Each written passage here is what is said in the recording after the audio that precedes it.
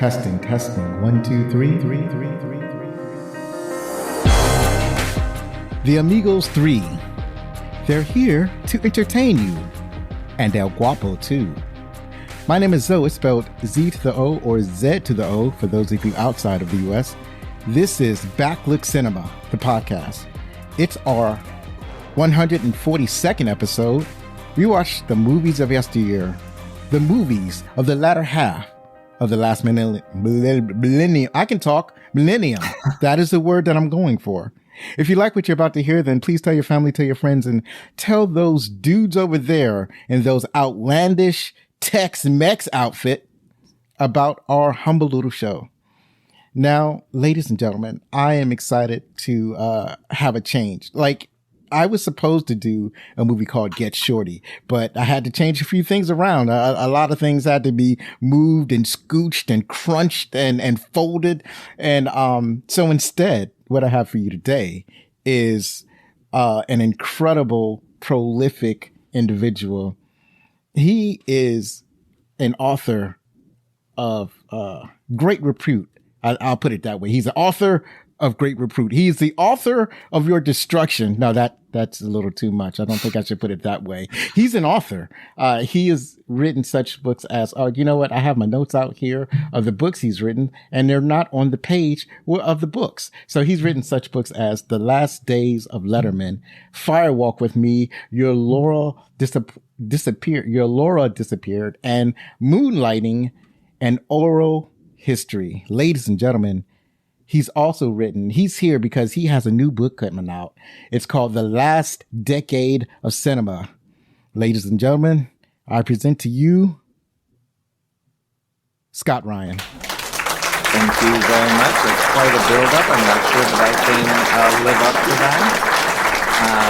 that. But I'm glad we're here to talk about Three Amigos. You know, Get Shorty was the original title because they couldn't get Martin Short to be in the film. And they were like, Get Shorty. And then they finally got him. And then they just called it Three Amigos. That's crazy. And also a lie, if it helps. Yeah. It's a crazy lie. So thank you for joining me on the show. I really want to ask you a whole bunch of different questions. But the problem is, I am not what you would call a great interviewer. But fortunately, my audience knows this, so they're not expecting the hard-hitting questions. But I do want to ask you some basic questions, like how long have you been writing?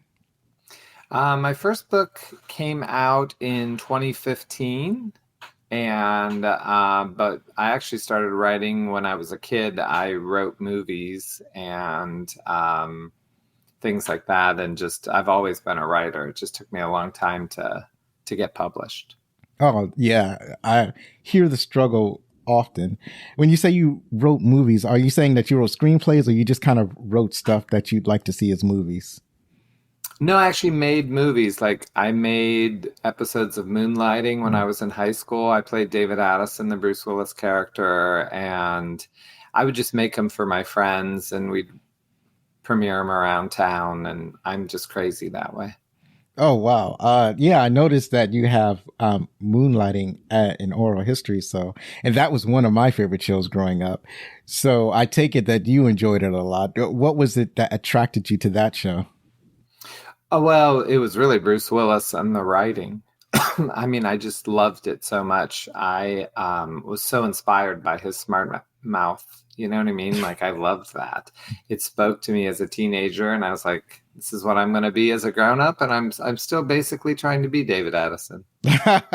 Yeah, same. He's definitely had some of the best dialogue on TV at that time. And he had a lot of swagger, too. Like, it's just the way he kind of delivered the dialogue. I remember it was so impactful that there was an episode of a different show, and it was I'm trying to think of the name of it. It was about two guys on a boat, but I can't remember the name. There were two detectives on a boat that they lived Miami Vice? No, it was a different one. Different detectives. How about that? There were two shows about detectives on a boat. What does that tell you about? Yeah, that was television? The 80s. On a previous episode, I talked about how like almost all the shows in the 80s were about somebody were in a weird occupation being a detective. Like you would have like mercenaries being detectives, or a guy with a talking car, he was a detective, or a writer being a detective. Everybody was a detective in the 80s. So it's going to bother me. I'm going to remember after this interview. But anyway, on that show, they poked fun at moonlighting. So they had two actors that were kind of like David Addison and Sybil Shepherd, and they talk like the other characters, like the characters on the other show. And the guy would, and the guy that was kind of acting like Bruce Willis, he's like saying stuff like, so do flies fly? Do bees bees? Or stuff like that. So, and so I thought it was interesting that one show would make fun of another show, based on their how the actors were. So that obviously went nowhere, but was it called Riptide? I don't know. I can't remember. Well, there was a show called Riptide. That probably was it. It might have been. Yeah. And they had characters that acted like, the main characters on Moonlighting. So, the next question is, you've written some fiction, but have you written fiction professionally, or are you like working on a novel or maybe a short story or anything like that? I mean, I read a lot of short stories, but I'm not very good at it. That's what I've sort of learned, that I'm more of a dialogue writer. So it's hard for me to write a novel because I don't want to describe the curtains or the wallpaper or that. I want to get to the action. You know, I'm much more of a screenwriter than a novelist, but I can write a short story here and there, and I might someday publish them. But I mostly like to do interviews and find out how art was created. I mean, that's what is interesting to me. With my new book, The Last Decade of Cinema, I focus on 90s movies, and I watched 160 of them. And then you send me this list that I get to pick movies from. And you don't have any of my 160 movies. Now, did you already cover them?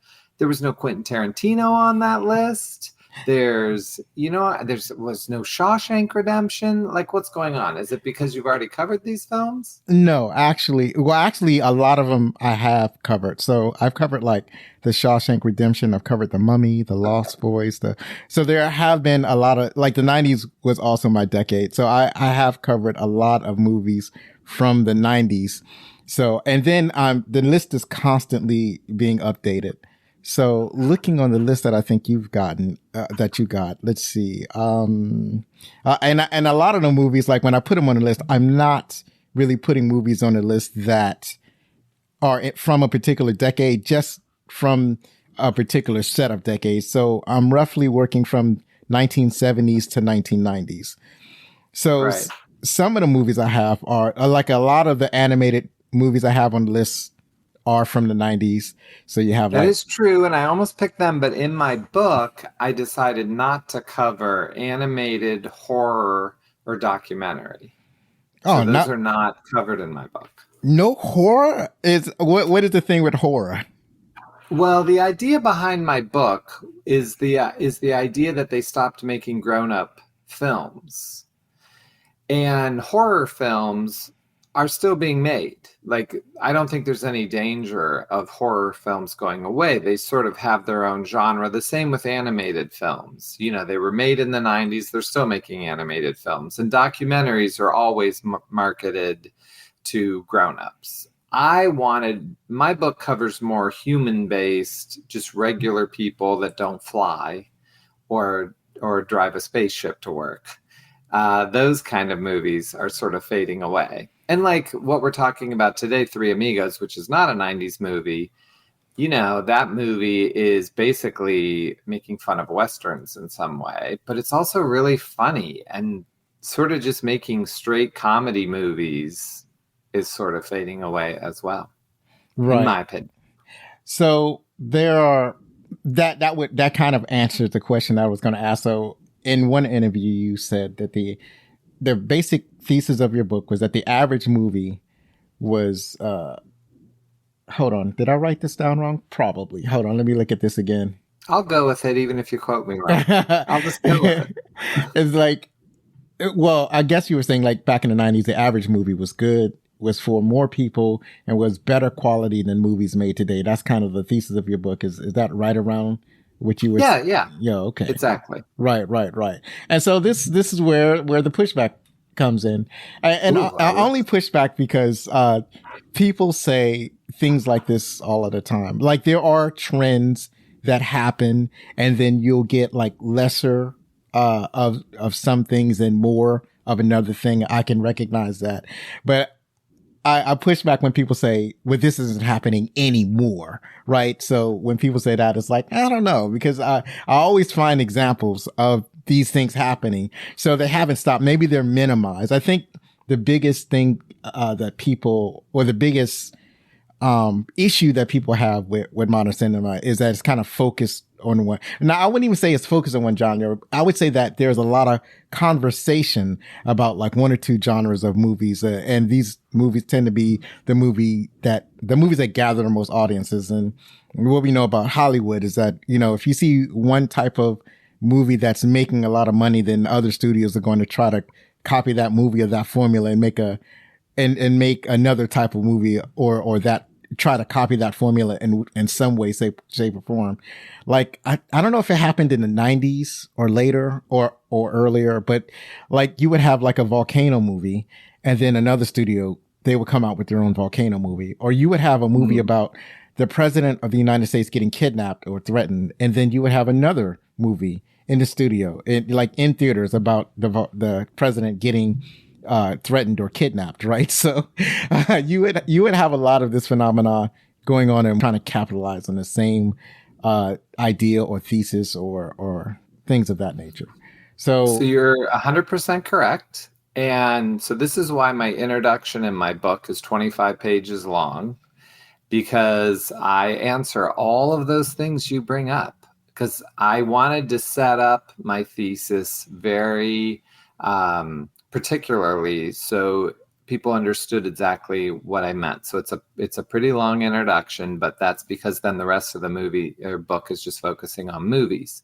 The first thing is I have statistics. In the 1990s, 1% of all film grossing was from superhero movies.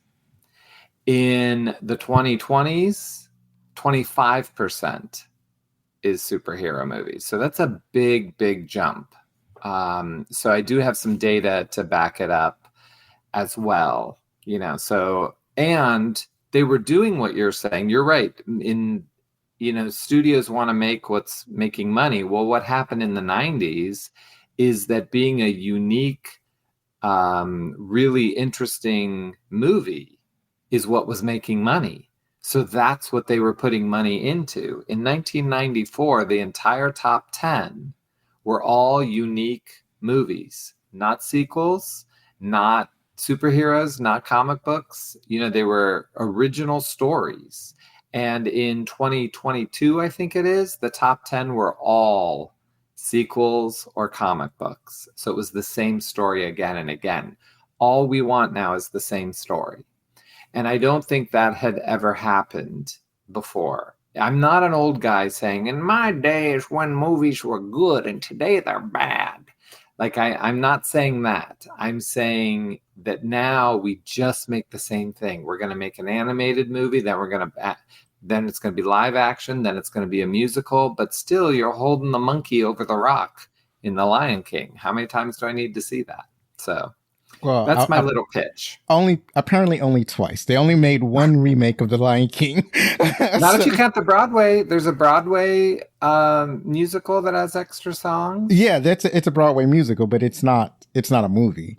And then now they're making another one with those songs. Like, that's what they do. It's a sequel. It's a prequel to The Lion King. So what they're doing is that they're showing Mufasa stories about how he became king. So I presume that they're going to be different songs. It's you could argue that it's like a sequel or something like that, but I don't think that. Maybe there won't be a scene where he's holding a lion over the rock, but Yeah. So when you say And the by the way, I top, love that you're arguing with me. I love it. And that is the point of this book as well, is to make us think and argue about art, which I think is so, so important. Like, I right, love that we disagree on this. That's what we're supposed to do. And then I'm going to learn from you and you're going to learn from me and we're still going to be friends. right, And right. that's beautiful. Oh yeah, yeah. I'm not here to make Right. enemies I know. because That's because what's so great. Like, that's also a thing that I miss. I used to work at a video store and you'd be arguing with people like, "What? You like that movie? Are you kidding?" And those are good topics to have. right. The thing is that like, cause we both enjoy movies from this time period. I love movies from the 90s. This is where I think we're both the same age, around 52 years old. We both have Mhm. our formative years in the 90s. So, Yep. and the 90s made us a lot of who we are about it. It assisted us on our outlook of the world and whatnot. And you're right. There weren't a lot of superhero movies in the 90s. And you, to me, it's more like it felt lacking to me at that time. Let's put it that way. Cause there were some superhero shows on television, but there were none in the theater. And the conversation that I used to have with my friends was, when are they going to make a Super Friends movie? They got a Super Friends TV show. I want to see a Super Friends movie and we're not getting it. It took a long time and it was slow grinding. And the movies that came out were like, they were, especially in the beginning, they weren't taken seriously. Actors didn't take them seriously. Directors didn't take them seriously. They didn't know how to write a story, it seemed like, until maybe Superman, the first one. And then even after Superman, that genre was in fits and starts. And I think that what's happened in more recent years is that they had finally cracked the formula. I think they cracked the formula, like the early 2000s, maybe in the 90s. Yeah, in the 90s, because Batman came out in 1989. So that they started to crack the formula of how to make a good story with that particular genre. But you were saying that there aren't any adult movies today, and that's why I say that's the sort of thing that I push back on, because when people, I'm hung up on like film TikTok. And so there are a lot of people that talk about a lot of films that I don't necessarily get to see all of the time. And the conversation are about these films that you said that aren't happening. And I think part of the problem is that a lot of these movies, you can't even really tell if they're streaming movies or theatrical movies, because a lot of times the movies might be in the theater for like maybe a week or two, and they're yeeted off into the streaming services. Like, and so that happens extremely quickly now.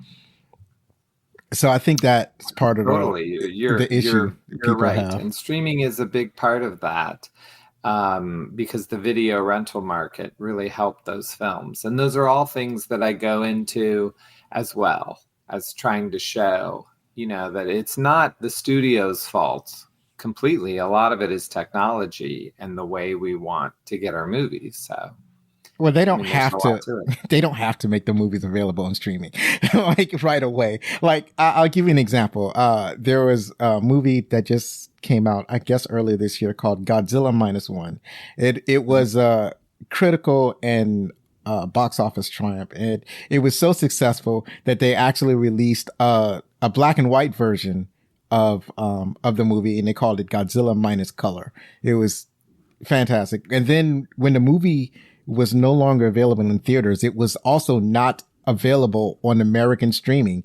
It went to streaming in Japan first, and it wasn't immediately available over here. And so that was a choice that the studio made. So it's not like they can't help themselves. They can absolutely. And this movie, Godzilla -1, demonstrates that the studios know how to not put movies directly on available for streaming right away. But I think just yesterday, Netflix has made it available for American audiences. So, we finally, you can finally watch it at home, and it's not the same as watching it in the theater.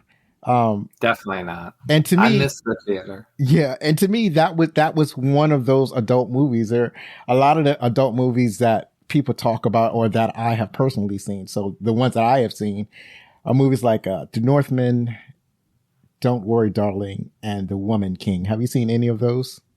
I have not. Oh, okay. There was a small amount of controversy around The Woman King. The Northman was funny because I didn't like it that much, but my son loves it.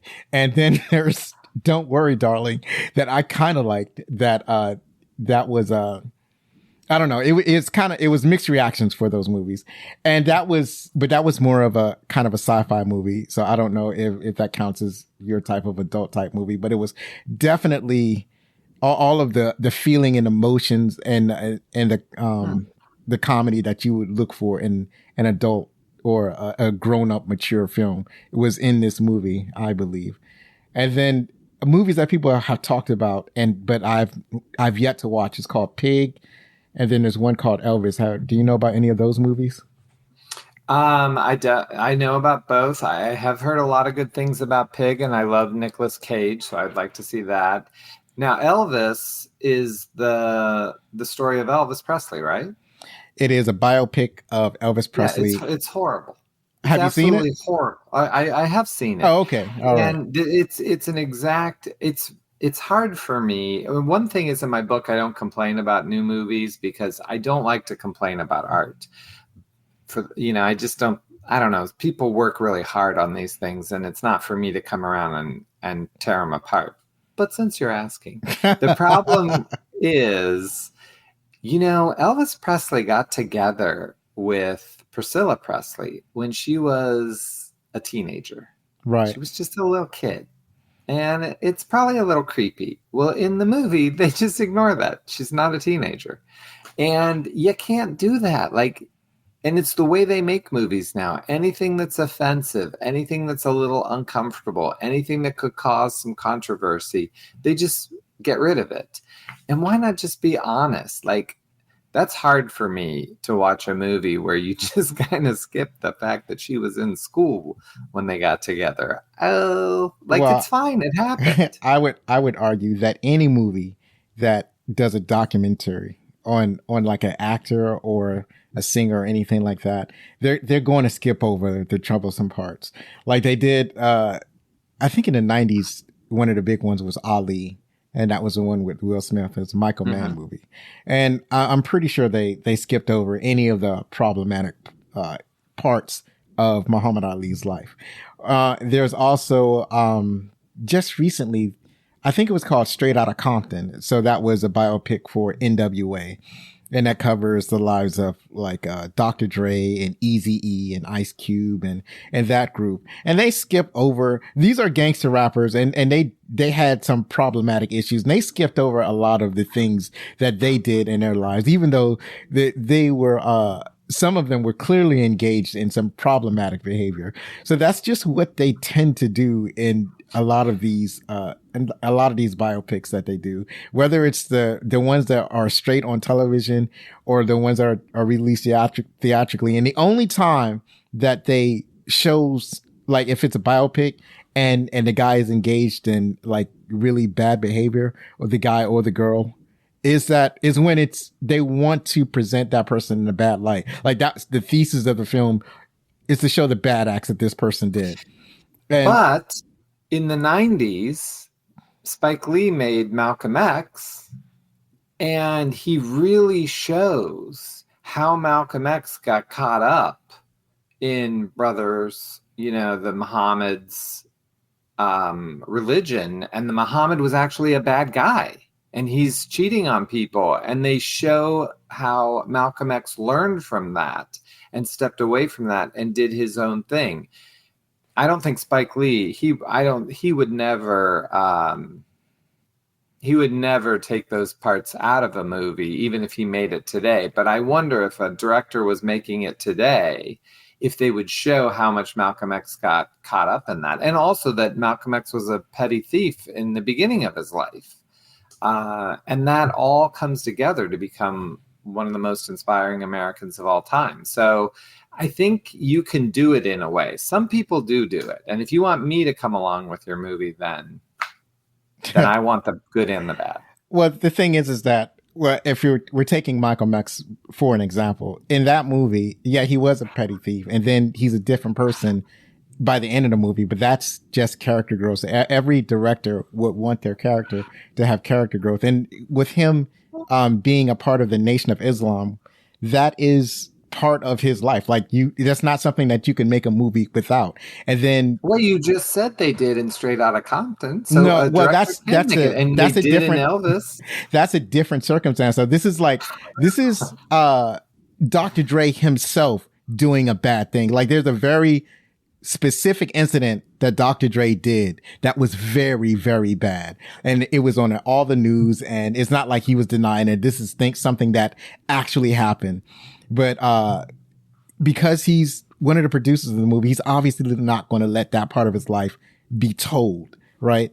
But in the Malcolm X movie, this is not him being a part of the Nation of Islam is not something that is like he's running away from. This is him. And then he leaves after he finds out that somebody else is doing something bad. If they made the movie about Elijah Muhammad, the person that was the leader of the Nation of Islam, if they made the movie about him, and then they didn't put in that parts where he was doing all of these crazy sexual things, then you would have a point. Then you would say, well, why aren't they putting his sexual escapades with these little girls in the movie about Elijah Muhammad? But it wasn't about Elijah Muhammad, so they can do anything with that character that they want. And in Malcolm X, the movie, it was a great tool to show why Malcolm X left that movement. And basically, like, he didn't leave Islam. He was still a Muslim. He just left that movement of those people because of the leader, Elijah Muhammad. And that subsequently, most people believe, and what the movie alludes to, led to his assassination. But Malcolm X himself doesn't really engage in too many problematic behaviors. Like, yeah, he was a thief when he was younger, but to show that only shows how he grows by the time you get to the end of his life at the end of the movie. So that's just another example of like were there things problematic in Malcolm X's life? Probably, but it's not something that they explore in the movie because you're trying to build him up as a figure that we should celebrate and not as a figure that we should demonize. And I think pretty much for every movie that was about Martin Luther King Jr., it's like they don't explore the parts of his life that were problematic. There's a movie that came out called Selma, and they alluded to it. That came out. Do you know about this movie?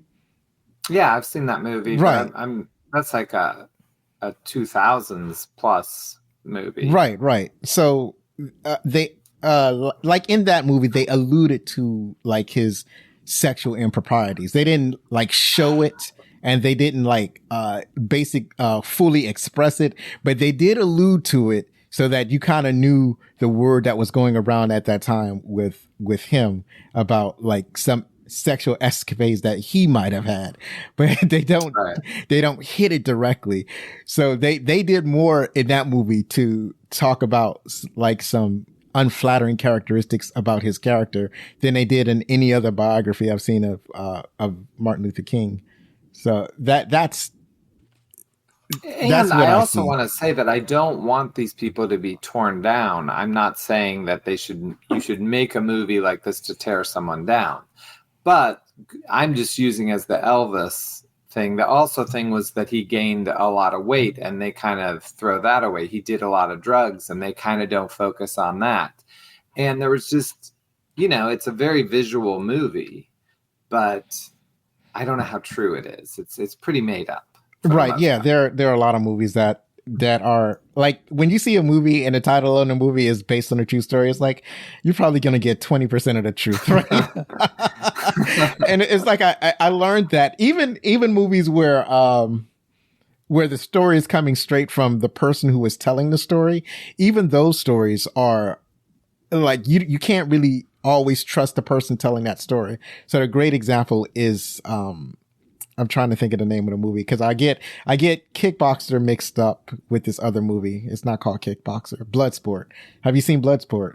I haven't seen Bloodsport. I don't remember when it came out. It may have been in the 1980s or early 90s. I think it was because I remember renting it when I worked at Videotime. Right. So Jean-Claude Van Damme, he's telling the story of David Duke and about how David Duke went to this elite fighting tournament And it turns out that everything about the tournament was a lie. Like nothing that David Duke said about that, about, about his life story that they made a movie about was true. It was all based on a lie. So that's funny. Well, and that's making me think of Confessions. Oh, what's the George Clooney movie about the guy from the Gong Show? It's like Confessions of a Dangerous Mind. Have you ever seen that? I haven't seen it, but there have been a couple of movies based on game shows. But and it's fun because it's his life story where basically the guy who hosted the I know what movie you're talking about. Says he's a hitman. Yeah. And like that is a cool way to do it because it's unlikely that that guy was a hitman, but also how do we know? And that makes it more exciting than it being true. And I kind of like that as an idea. Right. Yeah. So those are the only reasons I push back is because no, I love the pushback. You say that it's not happening. Maybe it's not happening as well. Not that it's not happening as much, because I actually believe that there are more independent films made today than there ever. I feel like I've seen more independent films.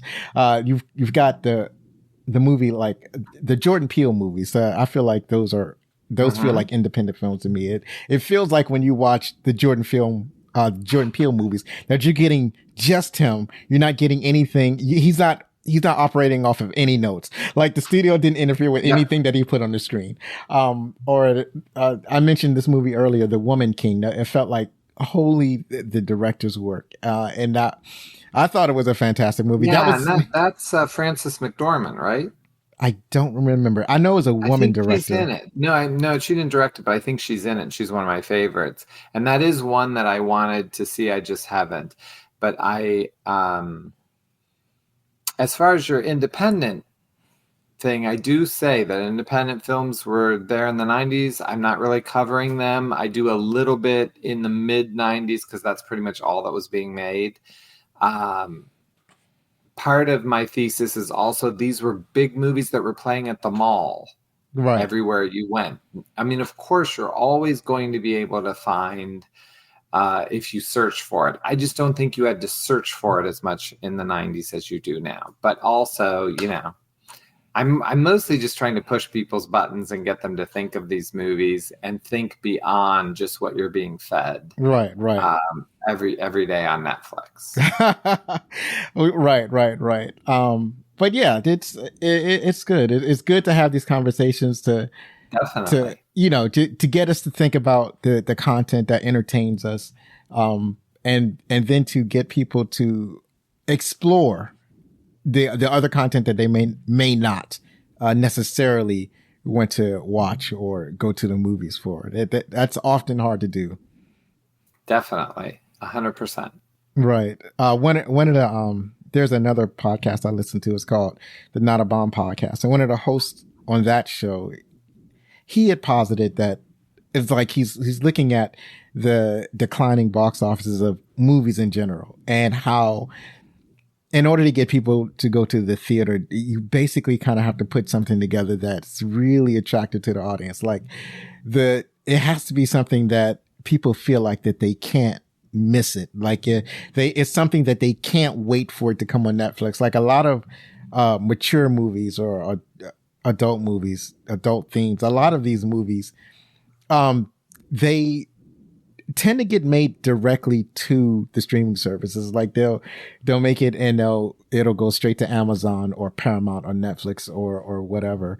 Yeah. And the reason is because the studios aren't confident that they're going to compete well against the movies that are currently in the box office or that might or happen to be at the box office at that time.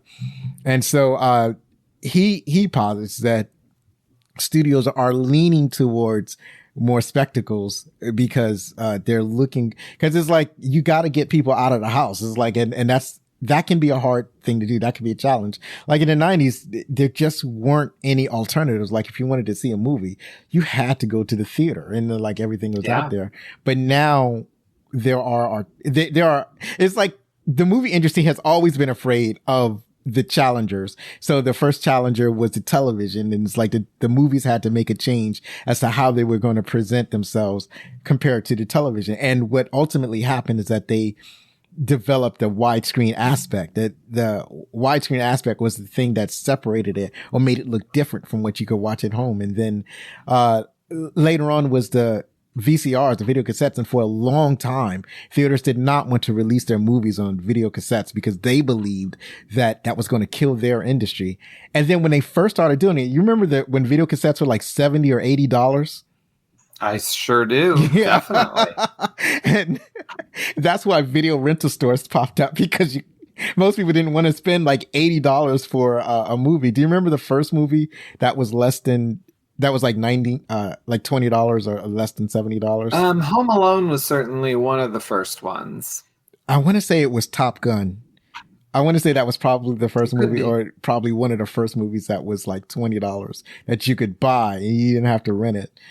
And then after the movies, I think was like Netflix, but they were more like, in the beginning, you ordered the DVDs online, and then next came the streaming services.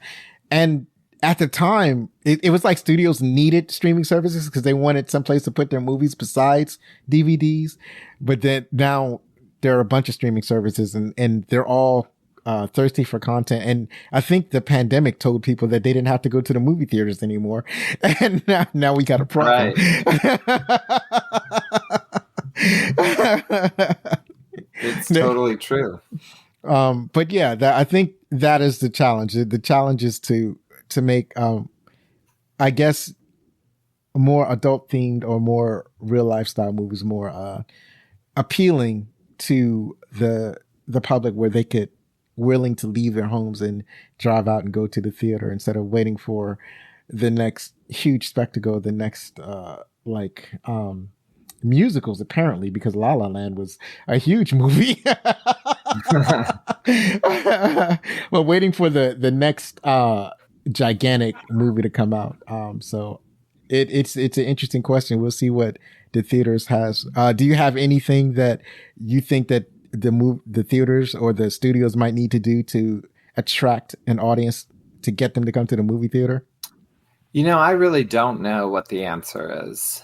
Because it's really for a young person to make that up. It's for the next generation, I feel like, to save it. I'm hoping there's someone coming up. There'll be a Quentin Tarantino, a Spike Lee, a Martin Scorsese, a Penny Marshall, that will save things. That's how it always happens. Oh, we are seeing it. From the younger generation saves us. Right. Well, we are seeing it. I think that if Jordan Peele makes another movie, I think people will rush out to see that.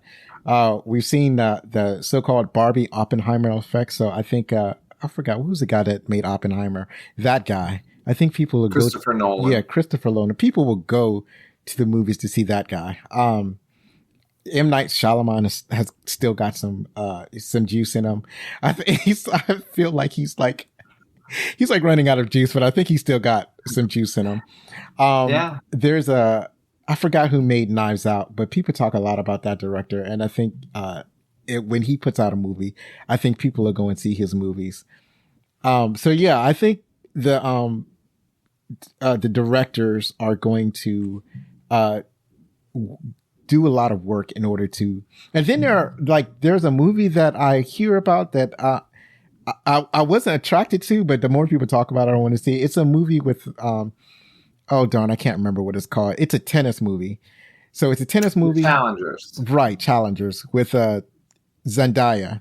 And so she's turning out to be I think she's among the new crop of movie stars. And I think people are going to see this movie Challengers, because she's in it. Because people say that there are no movie stars anywhere, but I think they're starting to crop up. I think people are recognizing people that they would say are movie stars. So there's her, there's oh God, I can't remember his name. The guy that was in Dune, that guy. Timothée Chalamet. Because he was in Dune, he was in Wonka, and Wonka was a relatively good hit, I guess. And people really enjoy his filmography. He's been in a lot of different challenging movies. There's a movie called Bones and All, and the people who watch that say that that's one of the most interesting movies that they've ever seen. It's about cannibalism. Tasty. You like challenging movies. Maybe you should check that out. Well, I'm going to eat before I watch it. Yeah, no, don't do that. It's about cannibalism. You don't want to watch. You don't want to eat before you watch it. Well, I'm not going to eat during it. Right. I think you should. I think you should eat after it. I think that's. Oh, okay. Yeah. You want to watch that on an empty stomach. Okay. All right. So, Mr. Scott Ryan, why don't you tell people where they can find you?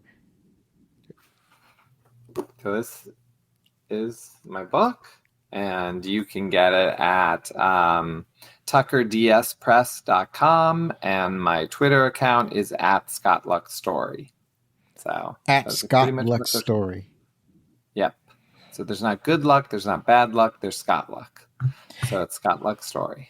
And ladies and gentlemen, he held up his newest publication, The Last Decade of Cinema. It's available now at your website, and I think it's coming out on the 18th everywhere. Yep, June 18th. All right. But the audiobook is out now. So if people love listening, the audiobook is available on Audible. And I'm reading it with all my sarcasm.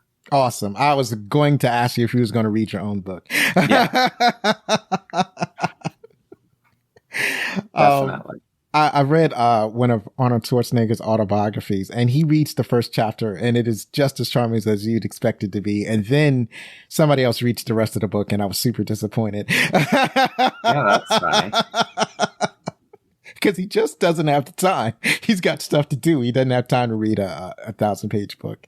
He may not have written all of it. So there's that too. I like it. So, and you also have a website. Is it Ryan Scott Publications, or how does that website go? I have one called ScottRyanProductions.com. Right. And then my publishing one is TuckerDSPress.com.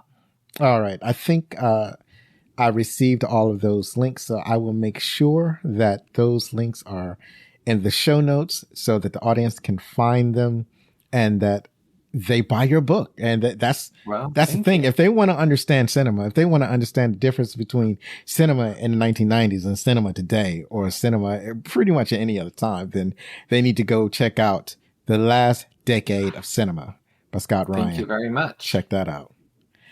So that's it for this segment. It's not really a segment. It's just me introducing the show and the guests. Let's go on to the real first segment, and that segment is the opening credits. One for each other and all for one. We brave amigos are we. All right. Tell us about the movie, the name of the movie, and the movie that we watched. Tell us all about that.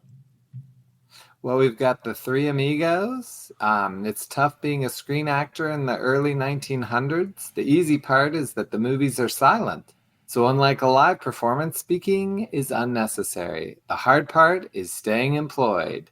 And three movie stars find themselves suddenly out of work. But they get lucky as they find an opportunity to work in Mexico. It seems like an exciting venture as they get to work with a guy named El Guapo. He's more than famous. Yes, he's more than famous. That alludes to one of my favorite lines in the film. This movie was released December 12th, 1986, produced by LA Films, Home Box Office, and Broadway Video. It grossed over $39 million in the US and Canada on a reported budget of $25 million. That is shocking. If we adjust it for inflation, then that would mean that it grossed $111 million in the US and Canada, and they made that on a $71 million budget. Not only did I think this was one of the funniest movies at the time, but I also thought that this was like a box office smash. This tells me that Three Amigos was a flop, and I am shocked that I find this out just recently. And this was a surefire hit because they had three of the greatest comedians on screen at the same time. And how could it fail? That's shocking. Tell us who's in this movie, please. So we've got Steve Martin, who plays Lucky Day, who, of course, is in The Jerk and Bowfinger and Parenthood, and my personal favorite, Planes, Trains, and Automobiles, which is so funny. It's ridiculous. Yeah, I need to watch that. It's one of the ones I missed. As a matter of fact, I've missed all of these movies except for The Jerk. I actually covered that in episode 115 of the show. And That was one of the funny at the time that I saw it. It was one of the funniest movies of all time. I saw that relatively early. Like I think it came out in the 1970s, and Hmm. I seen it like as soon as it was on television. It was a crazy experience for me. The next star is Chevy Chase. He plays Dusty Bottoms. Goodness gracious, his name is Dusty. He's been in Memoirs of an Invisible Man, Caddyshack, and Vacation. And notwithstanding his personality and disposition, he's basically one of the best, as they say, the best that ever done it. He's always been really funny to be. One of my favorite things that he did was what's it called? Fletch. Thank Fletch. you. The Yeah, Fletch Fletch. film series. Hmm. Yeah, I love Fletch. We also have Martin Short, who plays Ned Niederlander, and he has been in Inner Space and The Prince of Egypt and Father of the Bride, playing Franck, which is a 90s movie that is spectacular. And Martin Short is one of the best guests on David Letterman. Like his performances are so wonderful. And the Letterman YouTube page just put up the best of Martin Short on YouTube. And you got to listen to this story that he tells about his wife and him going to the airport with a different limo driver. It's one of the funniest stories I've ever heard. So check that out on the Letterman YouTube page. Yeah, I think I shall. He's always been one of my favorite actors. I enjoy him on, I enjoyed him on Saturday Night Live. And he's on a show with Chevy Chase not Chevy Chase, I'm sorry, Steve Martin. The Murders in the Building or something like that. I keep hearing Murders in the about it. Building. It's so funny. Right. It's perfect. Keep hearing about it. And I've not watched it yet. I'm working my way through a different show right now. So perhaps after I finish with this other show, I'll attack this, Murders in the Building. Up next is Alfonso Aru. He plays El Guapo. He's also been in Inspector Calzonin, Used Cars, and Romancing the Stone. I covered that in episode 5. He was funny in this movie. Yeah, I do love El Guapo. Tony Plata, he plays Jefe, who is in Roman J. Israel, Esquire, Bombshell, and Nixon. Yeah, he's also funny, but I don't know much about the actor himself. Up next is Patrice Martinez. She plays Carmen, and she's also been in Beetlejuice and The Effects of Magic, but she doesn't have a huge IMDb page. And we've got Kai Wolf, who plays the German. He's in Firefox and Twilight Zone, the movie. Also, we have John Lovitz. He plays Morty. He's been in Hotel Transylvania and A League of Their Own. I covered that in episode 59. In both A League of Their Own and in this movie, I feel like it's more of a cameo.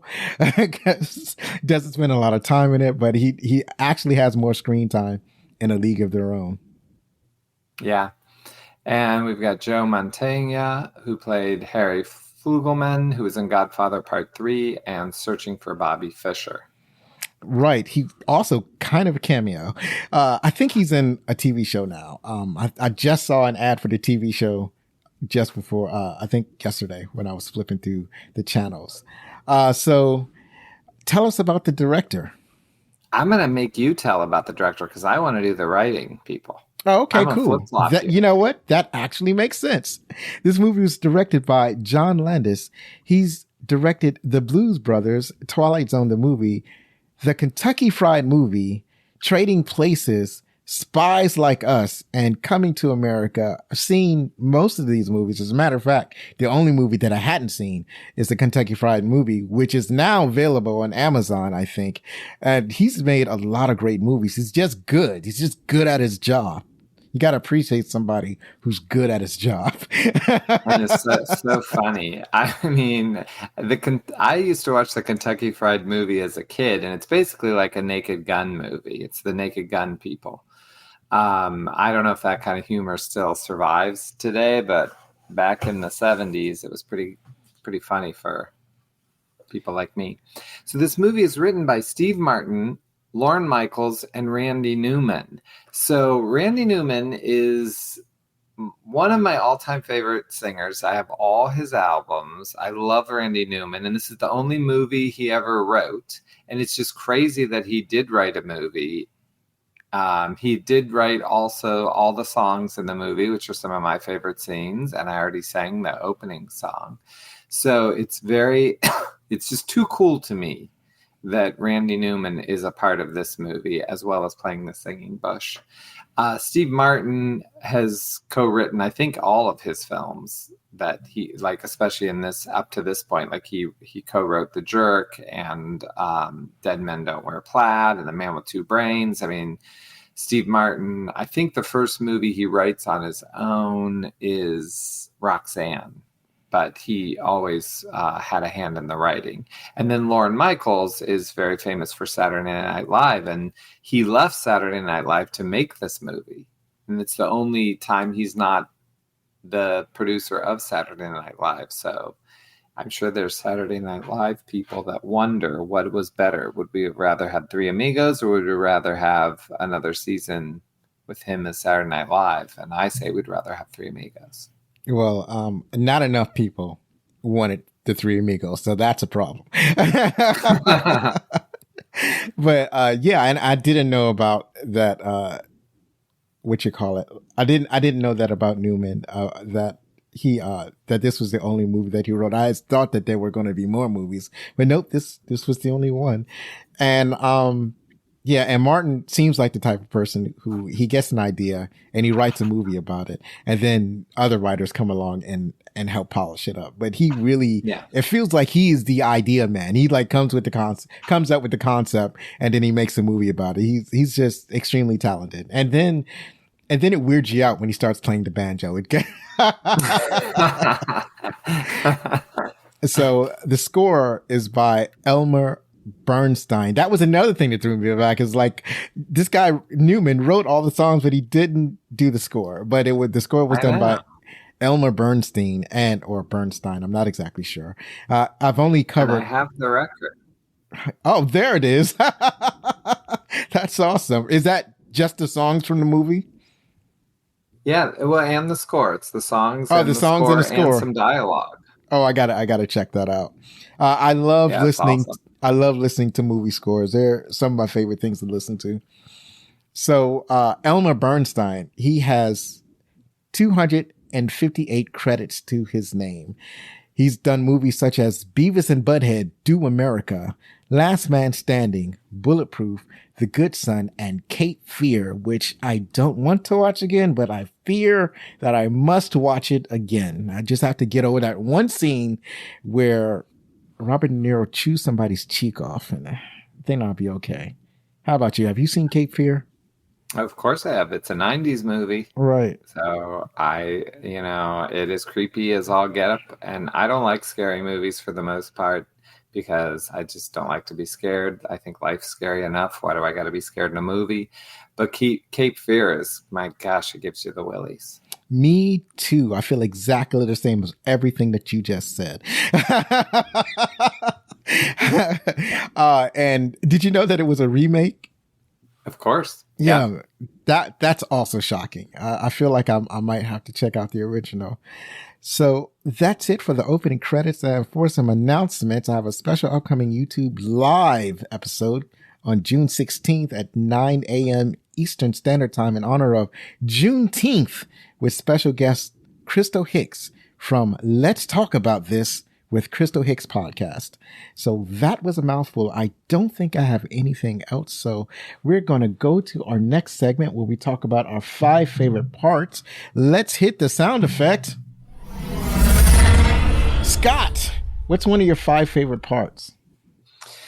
Well, my favorite part of this movie is when Steve Martin is on the top of the wall and Martin Short and Chevy Chase are on the bottom of the wall. They're trying to break in to get their costumes. And he does the bird sounds. I cannot, it doesn't matter how many times I've seen that movie. I laugh so hard I cry every time because he's like, "Ka, ka, up here, look up here, this way. It's just so funny. And Martin Short and Chevy Chase are ignoring them. Oh my God. I laugh so hard every time. It's such a simple bit of comedy, but it's perfect. Yeah, they were totally clueless. They're just down there waiting for Martin Short to give them the signal, but apparently they did not discuss what the signal was going to be. So you had Lucky Day up there on the top of the stone wall or whatever it was, the parapet, or what you might call that, just making all sorts of bird sounds, and everybody else, like Dusty and Ned, are just not doing it. They're just not in it. They're not with it, right? They're dense as dense as dogs. So finally, Lucky Day has to scream at him, up here. So yeah, absolutely. That is definitely a crazy part and it is also one of my favorite parts. One of my favorite parts in the movie, I think I like it so much because it kind of leads to why the three amigos end up in Mexico in the first place. So, you have the woman and her daughter, and they go to the telegram, and they want to send a telegram to the three amigos because somehow they think that these movie stars are real people, and they send it to them to get them to come to help their little town. And they start. She has this huge elaborate message that she wants to send, and the telegram officer, he's like, he reads it off and he tells them it's 15 pesos, and they're like, they don't have 15 or 20 pesos. They don't have that money. And so he says, I'll give you the 10 pesos version. And that leads him to cutting a lot of words out of the message. So, by the time that, the three amigos get the message, they think that they're being asked to go to Mexico to perform with a man named El Guapo. And, one of the words that he uses, like when the lady dictates the message, she uses words like, this is a dastardly, evil, horrible person named El Guapo. And so the dictator, he scratches all those words out and replaces it with infamous to make the whole message cheaper, to make it 10 pesos. And, so by the time the three amigos get it, they're like, and so this actually leads to, these two parts are together to me. So this guy, the three amigos, they get the letter, they get the telegram, and they read it, and they don't know what the word infamous means. It's like they have to confront the infamous El Guapo. And they're like, infamous, what does that mean? And Ned goes, you see, this guy El Guapo, he's more than famous. He's infamous. And I'm like, oh my God, this is awesome. Yeah. So yeah, that part, that combined, that's my favorite part. That's one of my favorite parts. What's another one of your favorite parts? So I think it is so funny when Steve Martin gets shot by El Guapo. They think they're doing a show, and they actually, of course, shoot Steve Martin because El Guapo is not fooling around. And what makes it so funny is just the commitment that Steve Martin has. He touches himself and he gets blood on his finger, and he's not scared. He's angry because he thinks El Guapo is unprofessional, and he like shows the blood to him, and he is just so pissed off, and he goes up and he's like, great, they're using real bullets. And just the whole reaction from Martin Short and Chevy Chase, like, this guy, I can't believe we're doing a show this way. And it's just so funny. Yeah, that's another one of my favorite parts as well. So I don't have to beat a dead horse, so to speak, but I do want to elaborate how when they were there, they were doing their performance. And the funny thing is that the reason that El Guapo was there because their performance actually worked the first time. So there were a couple of bandits there. They think there was supposed to be more, but there was only like maybe 3. So they go out there and they do their whole show and they think they're doing it for the people, and that the bandits that were there were actually other actors. And the bandits ride off. They get scared away because the three amigos, they ride around on their horses. They shoot their blanks in the air with their 6 shooters, and the bandits ride off. And it's like, yeah. And like, the three amigos thinking, yeah, we had a great show. The villagers thinking, yeah, these great men, the three amigos scared off these bandits, and the bandits, I guess they're thinking that they got frightened off by these heroes that the town had hired. And then El Guapo shows up and he has all of his men. He's got like 50 guys with him. And then the three amigos, they do their whole show all over again, like shooting their blanks in the air. And El Guapo shoots Lucky Day, which is ironic, right? When you think about it. Of course. His name is Lucky. He's the one to get shot. And he gets, like you said, he gets incensed. And the thing about it is that he doesn't know that this is real. And he goes up and he complains to him. It's like, you're going to hear from me. It's like, cause you're going to hear from the studio from what you did. Like he's mad because a dude shot him with a real gun instead of using blanks. And then, I forgot what happens, but something happens when I think it's the look that he gets from El Guapo and the other guys that he realizes these aren't actors. Right. And so he goes back to his compadres and he's like, it's real. It's real. It's real. These men are real. And then they start to try to apologize and everything basically falls apart from that point. That was so funny. So yeah. It really is hilarious. That's great. What's another one of your favorite parts? Isn't it your turn? Well, I just went. Oh, okay. Yeah. So for me, I've seen this scene a billion times. And it is when they sing My Little Buttercup, which is written by Randy Newman. So the three amigos come into this bar of the most deadly, gun-toting, scary bar.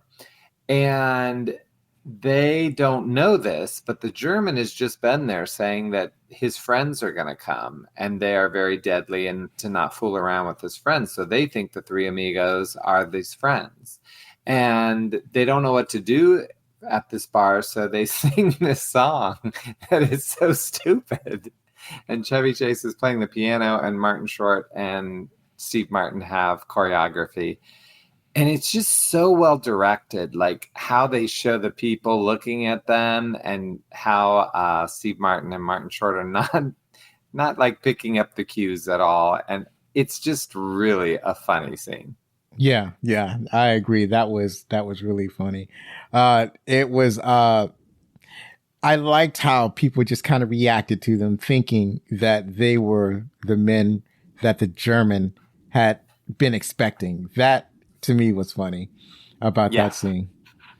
One of my favorite parts is, this is like near the end of the movie. This is when like they've decided that they're going to be the heroes that the villagers think that they are, because one of the ladies had been abducted and they like this lady. So they're going to try to rescue her and they're going to try to free the villagers. So they have the elaborate plan. They go and they kind of like swing into action, but the swinging doesn't work right. I think, Dusty Bottoms, he swings first and he ends up in a building, which is like what you would want. It's like he swings in a building and ends up directly into hiding.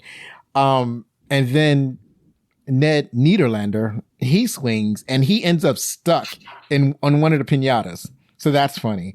And then when Lucky Day swings, really ironic, he swings, he lands on the ground. And so he gets picked up by the bad guys.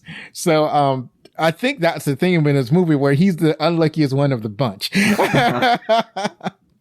So yeah, Ned is stuck.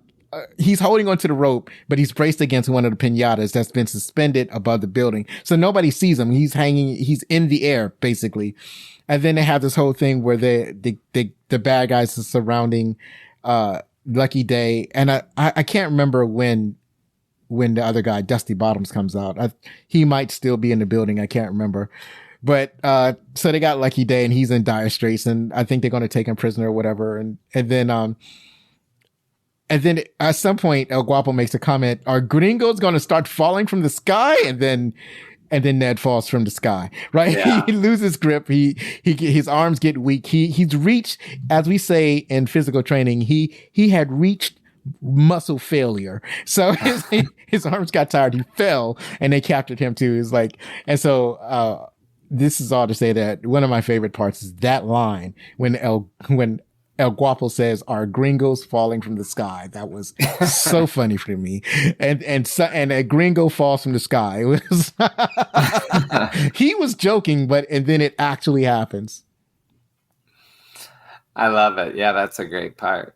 The other part that I think is so funny is they are trying to find El Guapo and they have to find the singing bush and then they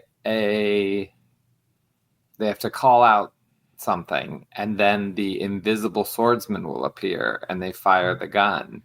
And it's so funny because Martin Short and Steve Martin shoot their guns straight up, but Chevy Chase shoots it to the side, and the invisible gunman or invisible swordsman appears, but he shoots him, and he falls dead.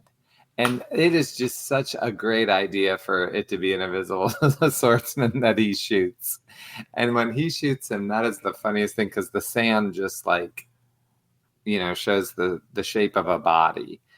And oh my gosh, is that part so funny. And the singing bush, which is Randy Newman, is just funny in itself because they're asking the singing bush, "Are you the singing bush?" And of course the singing bush just sings. Right. And I love the idea that you wouldn't know that this bush that's singing, "She'll be coming around the mountain when she comes," is possibly the singing bush. Well, yeah, that's the thing about it. It's like if the bush is singing, then it's obviously the singing bush. And then it's like they're not thinking logically because what happens is that the instructions were when you go down this path, you'll reach the singing bush. And then when you reach the singing bush, you're supposed to do the magical act or whatever they're supposed to do. But the thing about it is that they never are told to talk to the singing bush. You're not supposed to ask it questions or anything like that. It's obviously a singing bush, right? It's a bush and it's singing. Then I think it was Ned. He realizes that, oh, we're supposed to do the thing. So they're supposed to say a phrase or something like that. And then they're supposed to fire the gun in the air, like you said. And then, and like you said, it was Dusty Bottoms. He, instead of pointing in the air, he just points any old kind of way and he accidentally shoots the invisible swordsman. And, and it's like you never see him. You just hear the sound. I think maybe he says ouch or something like that. And then, and like you say, he left the dust impression on the ground. And then, I think it was Ned lifts up his hand, the invisible hand, and then drops it to see if the dude was alive. It's like, nope, he's dead. And so they have to figure out how to get to the town on their own. They're going to, I think this is where they're looking for the village. And they have to find the village on their own. So yeah, that was crazy. It's like, it's weird. It's a weird thing to put in this movie particular because it's a fantastical element. Like this is supposed to be a Western, but they put something in a Western that's not typically found in Westerns. So that is interesting. That was an interesting choice. I'm looking for one of my other favorite parts. Okay. All right. So I call this my favorite part because when I think of this movie, this is what I think of whenever, and it's like, it's lived with me ever since I saw this movie. So saw this movie in the 90s. So these moments have lived with me since, for like 25 years or something like that. So it's like, and what I mean is that I could just be walking down the street and in not thinking of anything, just an empty mind. And suddenly I will think of this part, like unbidden, like nothing triggers it. It just pops into my head. And so that part is the Amigos salute. So this is where they cross their arms and then they put their hands on their hips. They turn their head and they go, oh, and then they do a pelvic thrust at the same time. Right. And, that was, I'm sorry that I don't have pictures for you, my audience. Maybe I'll put a clip up with a video to show us what the Three Amigos salute looks like. But yeah, I liked the Three Amigos salute. And I didn't realize that's what it was called until on this watching of the movie, I caught that that's what they called it. They called it the Three Amigos salute. So that's one of my favorite parts of the movie. So when you talk about something living with you forever, this is one of mine for my favorite part. Now, first of all, I saw this movie in the theater on the very first date I ever went on in my life. In 1986, I took Sarah Freeg, who was a grade older than me, to see the three Oh, Amigos, that's and a I big wasn't deal. brave enough to hold her hand. And I thought about it, but I just wasn't brave enough. But there's a scene where they're in the desert and they're going across, and Steve Martin has just a drop in the canteen. And then Martin Short goes to take his canteen, and sand falls out into his mouth. But then Chevy Chase goes, and he has water left, and the water's pouring down his face. He gargles it, and he throws the canteen on the ground, and water comes out. I think of this so much when I'm like traveling with my kids, because, you know, kids just don't care about like what you have for the day. Like if you're going to have water at the amusement park, or if we're on a long drive, not to eat all the snacks right away. And there's just something about how Chevy Chase just doesn't care about how much water he has compared to what the rest of it has. And I have thought of that scene my whole life, really, when it comes to family vacations, where kids, they will pound down their lunch right away. And then what are you going to have the rest of the day?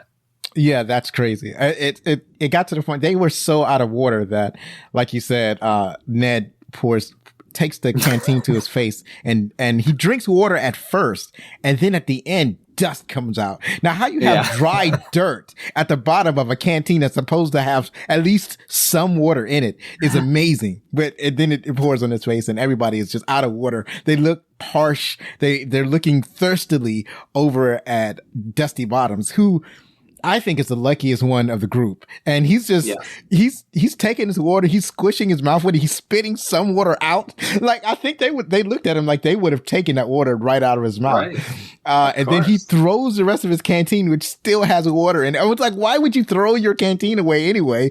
Because you're going to need some more water, and you're going to want to put some water in your canteen. So yeah, and he looks at them like they're crazy. So that's pretty funny. So my last favorite part that I want to touch on is, so this is another part that lives with me all the time. So this is, Lucky Day. This is one of the few parts in the movie, probably the only scene in the movie where he's actually lucky. So he's in a dungeon. He's, chained to a wall. The chains are attached to weights. So the weights are designed in a way that they're weighing him down, and they're stretching out his arms, but his legs are not like tied down anywhere. So the contraption that controls the weights is directly in front of him. So which is, it's weird that you would put the thing that could free you in the same cell as the person. That guy's always did that in 80s movies. So yeah, another thing that bad guys did a lot was they would tell the good guy their plans before they did it. Yeah, that's a trope. So he starts walking towards this contraption, and as he's because as long he can walk toward it, and he's pulling the weights as he's walking for it. But with the contraption, he could lock the weights into place once he gets there, and then he could free himself in that manner. So he's walking towards this contraption, and as he's walking towards it, he's like, gonna make it. But then he'll get tired, and then as soon as he gets tired, he'll stop resisting the weights. The weights will fall down and pull him back to the wall, and he slams against the wall. And this happens like several times. And I just, that scene lives with me in my mind. Just gonna make it. Because he's trying to pump himself up, getting to the contraption, and then he fails and he slams against the wall again. That's one of the funniest parts of it. It lives with me to this day. I agree. Gonna make it moment. I guess that is kind of like a metaphor for how we should live our lives. That's true. And that kind of is a metaphor for life. You got chains around you, and they're smacking you up against the wall, and there's some lever somewhere that could free us, but we can never find it. Right. That's pretty much the world of publishing. That's funny. So do you have any more parts that you wanted to shout out, or did we No, I mean, I think we covered them. It's such a funny movie. I think it holds up. There's nothing that I don't think that's really problematic about this movie. Like, it's just funny. It's all for fun. Like, some movies don't age well. I feel like this movie aged perfectly. What about you?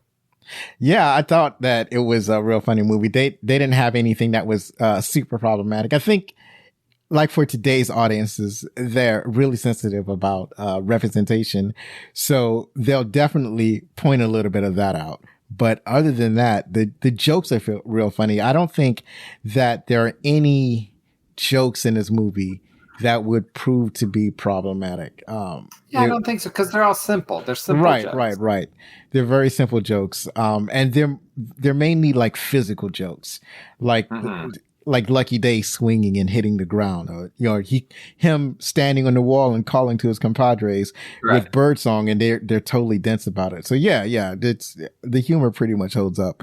And anybody that wants to check out this movie, they can check it out, knowing that if they're the type that have a weak heart when it comes to language or comedy, they don't have to worry about this movie. Well, and I showed my kids this when they were probably like 8 to 10 range, maybe 11-ish, and it goes over like gangbusters. Right. Yeah, it's a fun movie for kids, I think, as well. Absolutely.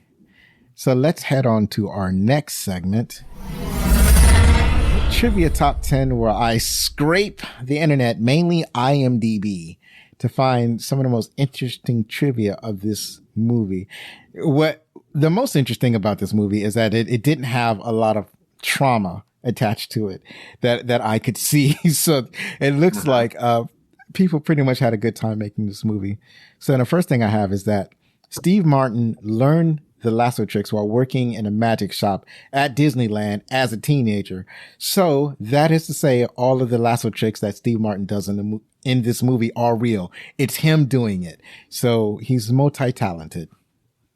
Yeah, and there's a documentary on Apple Plus about Steve Martin that goes into a lot of his work at Disneyland. Tony Plana turned down Oliver Stone's Platoon to appear in this. He has also appeared in Stone's Salvador. Both movies were released in '86, and knew that shooting Platoon in Philippines would be an even more difficult shoot compared to the five-star hotel that was provided the Tucson location for this film. Stone did not talk to him for years. Platoon is, of course, a great movie, but I'm going to say, Tony, you made the right decision being in The Three Amigos. Right. Well, as far as it concerns him, he's going to get paid either way. Yeah, but I feel like Three Amigos in the long run was probably more viewed than Platoon. Probably, yeah. Up next, the bats hunted by Ned are actually fried bacon served on skewers. I don't remember them actually hunting the bats. I just remember. I don't think they hunted them. Right. I just remember them eating the bats. And I wrote this before I watched the movie. So as I watched it, I'm looking at the bats carefully, the quote unquote bats, and they do look pretty flat for bats. So it seemed like with the, huh? I wondered what it was when I was watching it. So it's nice to know that they were bacon. Right. I think what they did was they took some unusually large cuts of bacon and then they cut them in shapes of bats and fried them. It's just a guess. It could have been a totally different technique. Steven Spielberg considered directing the film, but chose to do E.T. instead. I mean, that's the funniest sentence I ever read. He has said in interviews that his choices for the roles were Steve Martin as Lucky Day, Bill Murray as Dusty Bottoms, and Robin Williams as Ned Nederlander. Spielberg would later direct Williams in Hook. I'm going to say no to everything about this because we need Martin Short. Yeah, I think. I mean, maybe Bill Murray could have been Dusty Bottoms, although I love Chevy Chase. He's so aloof, and the fact that he's so tall, I think, really helps as well. I don't know. I don't like that one. I don't know if Spielberg would have liked working with Bill Murray. So up next, you have John Landis said in Empire magazine piece that the studio took the film out of his hands in post-production and edited it severely. So it makes you wonder, what would it have looked like had John Landis actually had like the final word on the edit? Because a lot of directors don't get that. They don't get to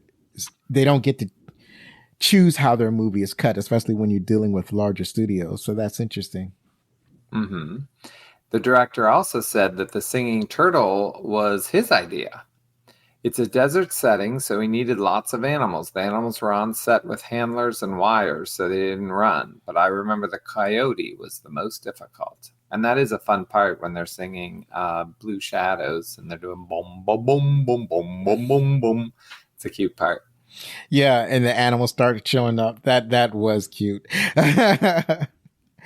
John Landis was originally offered the role of Ned Nederlander, but turned it down due to his inability to ride a horse. That'll kill you. He eventually would ride a horse in Delirious. He recommended this SCTV co-star Martin Short for the role instead. Short ended up becoming close friends with Martin and Chase, and it is evident to this day. Sure is. The names from some of the films that the three amigos starred in were Shootin' for Love, Little Nettie, Grab Your Gun, Those Darn Amigos, Little Nettie Goes to War, and Amigos, Amigos, Amigos. I would have watched them all. It seems like the movie that they referenced the most was Little Nettie Grab Your Gun. That was actually a plot point in the movie. None of us chose this, but it was a famous scene where the German had challenged Ned to a quick draw competition because he saw that movie and he believed, well, that was one of his favorite movies, and he saw that Ned was like the fastest draw in the business. But then he realized that movie making was fake, and he wanted to challenge Ned to a real life quick draw competition where Ned was like, is there somebody with a stopwatch or a time? He's like, no, we're going to shoot at each other, and the person who falls down drew slower. That's how we're going to do this.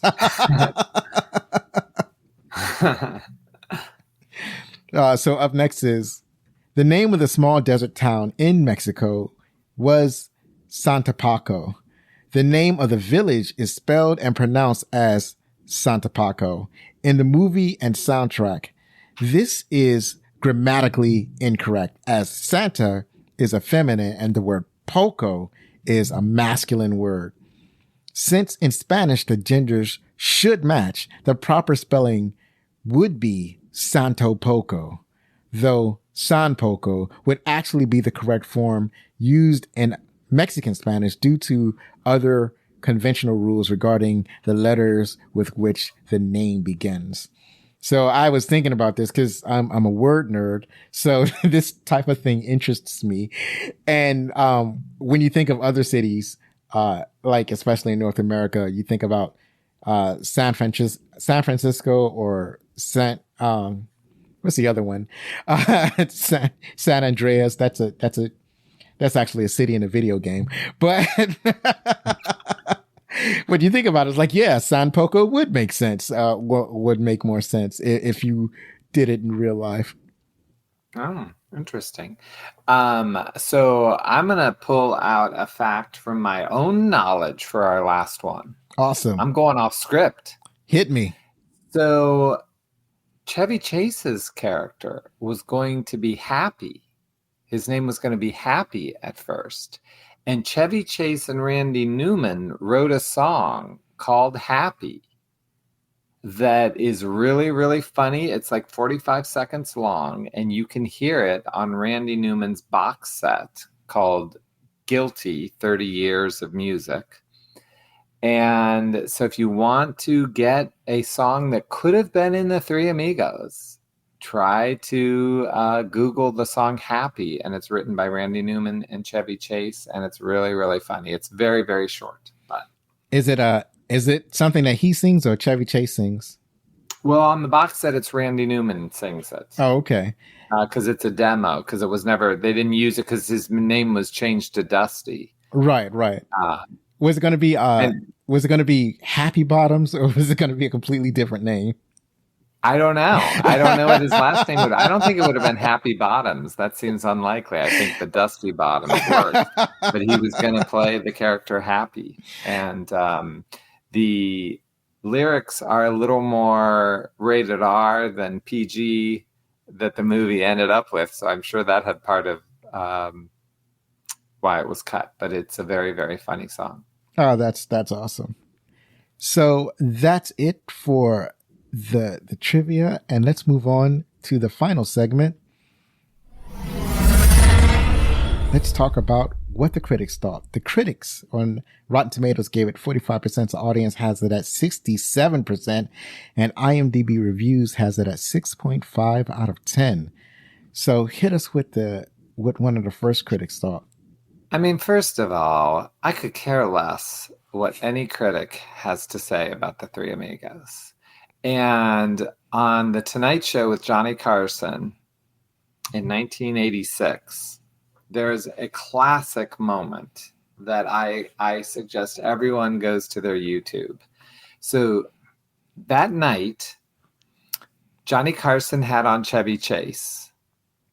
And then the second guests were Siskel and Ebert, which back in the 80s, they were the biggest critics that there were.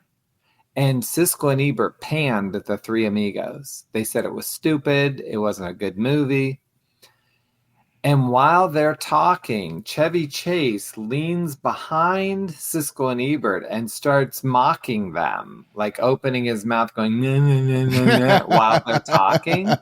And then when Siskel and Ebert turn to Chevy like will go back so they can't see them. Right.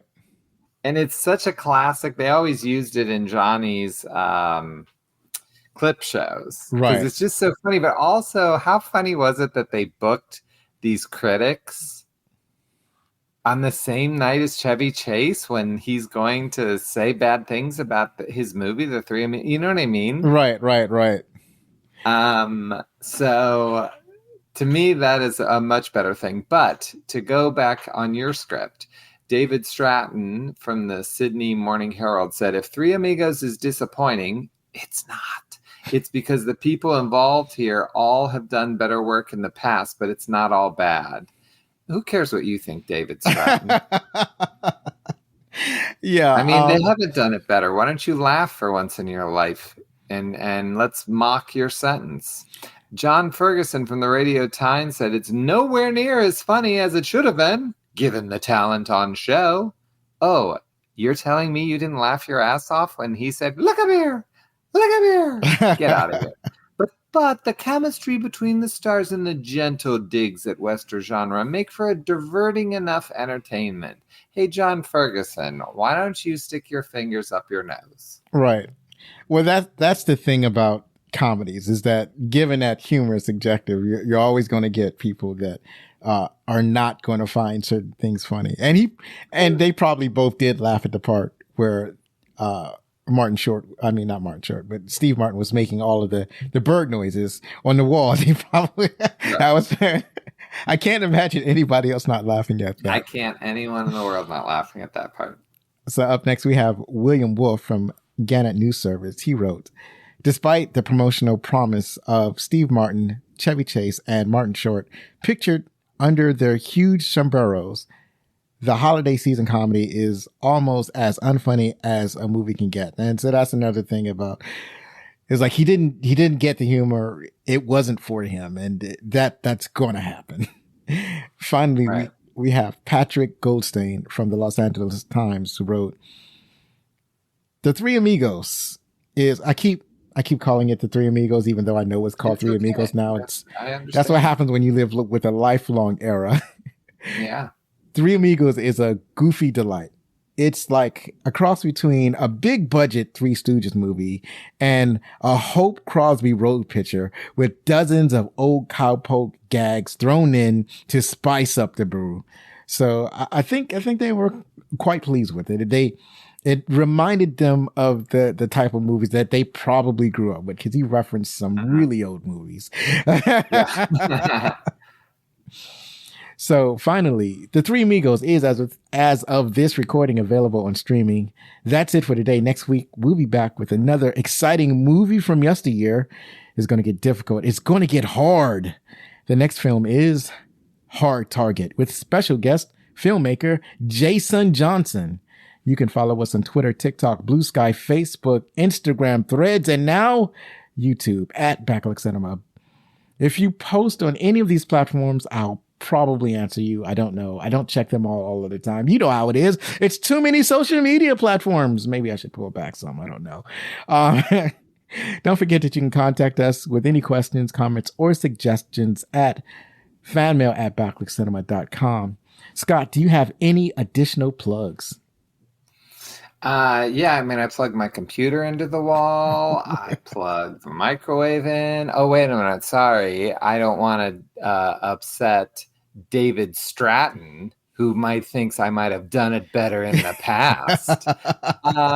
You can get my book, The Last Decade of Cinema, at tuckerdspress.com, where I don't mention The Three Amigos once. Right, because that took place in the 80s. Yep. One last time, if you like this show, then please help us grow by spreading the word about Backlog Cinema, the podcast. Believe me, it matters. And I know you've enjoyed our guest, Scott Ryan, so please go check out his new book, The Last Decade of Cinema, out now and everywhere.